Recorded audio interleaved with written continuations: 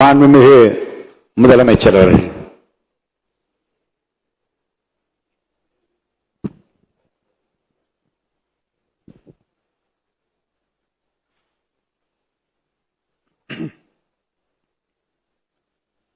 மாண்புமிகு பேரவைத் தலைவர் அவர்களே, மக்களே மக்களுக்காக மக்களால் நடத்தும் ஆட்சி மக்களாட்சி என்றார் அமெரிக்க முன்னாள் குடியரசுத் தலைவர் திரு ஆப்ரஹாம் லிங்கன். இன்றைக்கு அமைந்துள்ள மக்களாட்சி மலர்வதற்கு மக்களிடம் உள்ள பெரும் எதிர்பார்ப்பு, அவர்களுடைய எதிர்பார்ப்புகளை இப்பேரவையின் கவனத்திற்கு கொண்டு வந்து அதனை செயல்படுத்துவதற்கான திட்டங்களை, சட்டங்களை அமல்படுத்த வேண்டிய பொறுப்பு இப்பேரவைக்கு உள்ளது. அதிகமான மக்கள் அதிக நன்மைகளை இந்த ஆட்சி காலத்தில் நன்மை பெற்றுள்ளார்கள் என்கிற வகையில் நம்முடைய செயல்பாடுகள் அமைய வேண்டும். இங்கே அனைவரும் சமம்.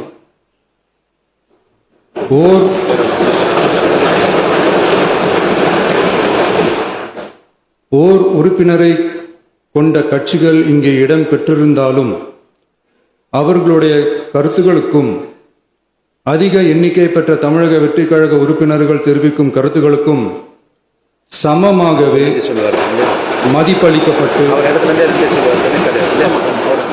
நல்லவை ஏற்கப்பட்டு அல்லவை நிராகரிக்கப்பட்டு ஜனநாயகத்தின் இதயமாகவும் மூளையாகவும் இப்பேரவை செயல்பட வேண்டும். அதற்குரிய வகையில் பெருமை வாய்ந்த வரலாற்று சிறப்பு கொண்ட இப்பேரவையை நடத்தி செல்லும் பண்பை பெற்றுள்ளவரையே தமிழக வெற்றி கழகம் முன்மொழிந்து தாங்கள் இன்றைக்கு இந்த ஆசனத்தில் அமர்ந்துள்ளீர்கள். மாண்புமிகு பேரவைத் தலைவர் அவர்களே, தாங்கள் பேரவைத் தலைவராக ஒருமனதாக தேர்ந்தெடுக்கப்பட்டுள்ளீர்கள். தங்களை இந்த ஆசனத்தில் மாண்புமிகு பேரவை முன்னவரும் எதிர்க்கட்சி தலைவரும் தங்களுடைய கரங்களை பிடித்து அழைத்து சென்று அமர வைத்தார்கள். இந்த சம்பிரதாயம் எப்படி வந்தது என்று சொன்னால் சுவாரஸ்யமாக இருக்கும். பெரிய வரலாறு சம்பவத்தில் உள்ளது. இங்கிலாந்து நாட்டில் உள்ள பாராளுமன்ற நடைமுறைகளை போன்றதே நம்முடைய பாராளுமன்ற நடைமுறைகளும். மன்னராட்சி இருந்த காலத்திலேயே அங்க பாராளுமன்றம் இயங்கியுள்ளது. அக்காலத்தில் அனைத்து அதிகாரங்களையும் பெற்ற மன்னரும் இருந்தார், பாராளுமன்றமும் இயங்கியது. அங்கே மன்னர் ஒரு பணியை செய்ய வேண்டும் என்று விரும்புவார், பாராளுமன்றம் அவருடைய விருப்பத்தை பெரும்பாலும் நிராகரிக்கும்.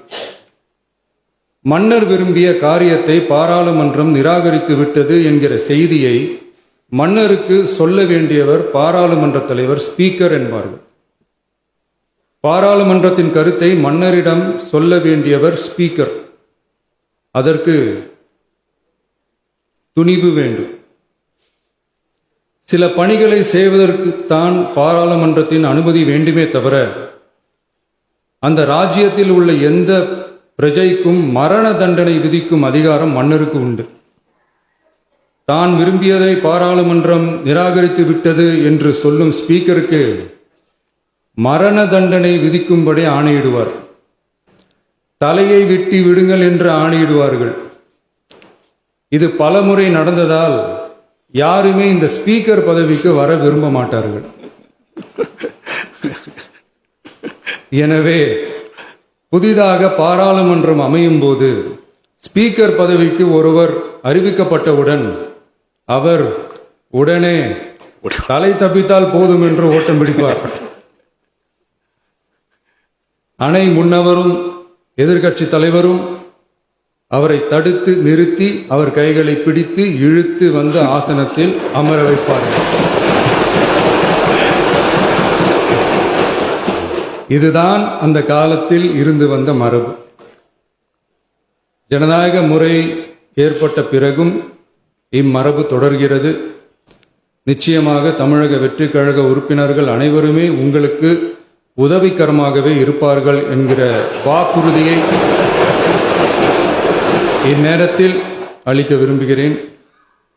பேரவையின் மாண்பையும் கண்ணியத்தையும் பேரவை உறுப்பினர்களின் கண்ணியத்தையும் காக்க வேண்டிய பொறுப்பை உங்களிடத்தில் ஒப்படைத்திருக்கிறார்கள். தற்காலிக பேரவைத் தலைவர் பொறுப்பில் மிக சிறப்பாக பணியாற்றிய நம்முடைய உறுப்பினர் திரு மூவி கருப்பையா அவர்களை சந்திக்க நேற்றுக்கு சென்றிருந்தேன். அங்கே முந்தைய பேரவைத் தலைவர்கள் படங்களை கண்ணுற்ற போது, அவர்களை பற்றி அறிந்த போது உண்மையிலே எனக்கு பெருமிதம் தந்தது. ஏனென்றால் எடுத்துக்காட்டாக விளங்கும் திரு ஜே சிவ சண்முகம் பிள்ளை, டாக்டர் யு கிருஷ்ணராவ், திரு எஸ் செல்லப்பாண்டியன் அவர்களுடைய வரிசையில் மிக சரியான ஒருவரையே நாம் முன்மொழிந்துள்ளோம் என பெருமை அடைந்தேன். அதே போன்றுதான் நம்முடைய பேரவை துணைத் தலைவர் அவர்களும் நீங்கள் இருவருமே மிக சாதாரண குடும்பத்தில் பிறந்து மக்கள் பணியாற்ற வேண்டும் என்கிற அவாவில் செயல்பட்டு வந்தவர்கள்.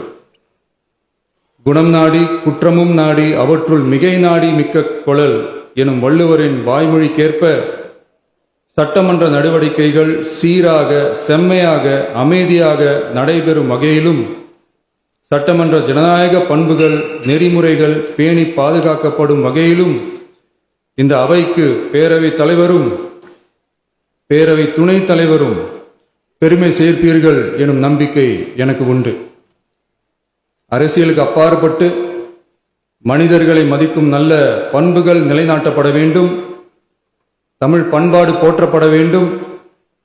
அவையின் மரபும் மாட்சிமையும் மதிப்பும் காக்கப்பட வேண்டும் என்ற நல்லெண்ணத்தின் அடிப்படையில் அந்த பதவி ஏற்றுள்ள தங்கள் இருவராலும் காப்பாற்றப்படும் என்னும் நம்பிக்கையை மீண்டும் தெரிவித்து என் உரையை நிறைவு செய்கிறேன். நன்றி, வணக்கம். மாண்புமிகு பேரவை துணைத் தலைவர் அவர்கள் நன்றி உரையாற்றுவார்கள். ஹலோ. மாண்புமிகு பேரவைத் தலைவர் அவர்களே, வாழ்த்த வயதில்லை, ஆகையால் உங்களை வணங்குகின்றேன். வரலாற்று சிறப்புமிக்க இந்த பேரவையினுடைய முதல்வராக இங்கு வீற்றிருக்கக்கூடிய கழகத்தினுடைய தலைவர் அவர்களுக்கும் எதிர்க்கட்சி தலைவர் அவர்களுக்கும் மற்றும் அனைத்து சட்டமன்ற உறுப்பினர்களுக்கும் அமைச்சர் பெருமக்களுக்கும் அலுவலக நிர்வாகிகளுக்கும் தமிழக வெற்றி கழகத்திலிருந்து தேர்ந்தெடுக்கப்பட்ட ஒரு நபர் என்கின்ற முறையில் என்னுடைய